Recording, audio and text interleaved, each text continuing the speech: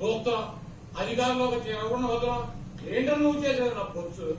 నువ్వు చంపేస్తానంటే భయపడిపోతావు. ఇక్కడ నా పడక మీలాగా జీవన ఎత్తులేని అనుకుంటావా వైఎస్ఆర్ కాంగ్రెస్ పార్టీ అంటే?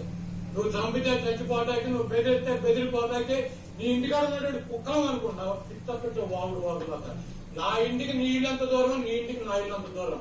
ఆ రోజు వస్తే నువ్వు నేను తెచ్చుకున్నావు. వదిలేస్తావు అనుకున్నావా? లేకపోతే నన్న వంచినా చంద్రం ద్వారం ముందు ఒక నలుగురు ఐదుగురు ఒకరిని టచ్ చేసి చూడరు. నువ్వు మగాడి అయితే ఎవడుంటాడు ఈ రాష్ట్రంలో? ఎవడేమవుతాడో తెలుస్తావు. పిచ్చి వాగుడు, పిచ్చి బెదిరింపులు మా దగ్గర బెదిరించమాట.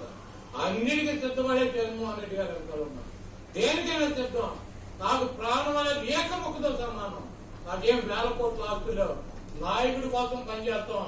ఈ రాష్ట్రంలో ప్రజల కోసం పనిచేస్తాం. నీకు మళ్ళీ లక్షల కోట్ల దొడ్డ తింటాకి పందికొక్కులాగా ఒంటిగా సొంతకం కాదు. నీ బాగుకుని పోవడం, నీ పోవడం. మీరేంటారు మమ్మల్ని బెదిరించేది?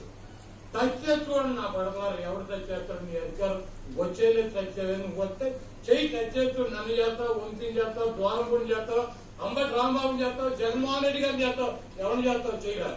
ఒక్కరిని టచ్ చేసుకోండి.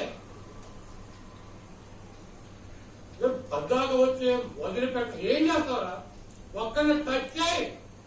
నీకు దమ్ముంటే నువ్వు మగాడిలో టచ్ చేస్తాడు. ఒకరిని చేస్తున్నటువంటి సన్నివేశాలు సీసీ ఫుటేజీలతో సహా ఫోటోలతో సహా మా దగ్గర ఉన్నాయి.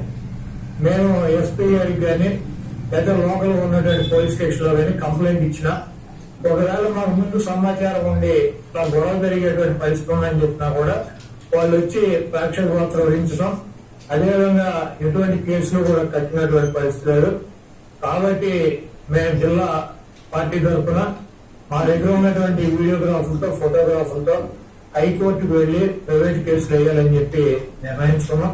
తప్పకుండా దాడులు చేసినటువంటి వాళ్ళే కాదు, దాడులు చేస్తుంటే చూస్తున్నటువంటి పోలీసు వ్యవస్థ మీద కూడా కేసులు వేయడానికి సిద్ధంగా ఉన్నాం.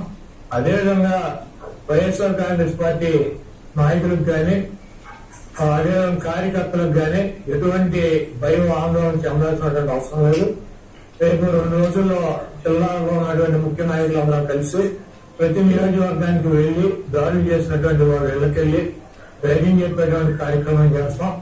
దీనికి జగన్మోహన్ రెడ్డి గారు కూడా మీరు ఎట్టి పరిస్థితుల్లోనూ కార్యకర్తలు గాని నాయకులు గాని జరిగినటువంటి దాడుల్ని చూస్తూ ఊరుకోవద్దు.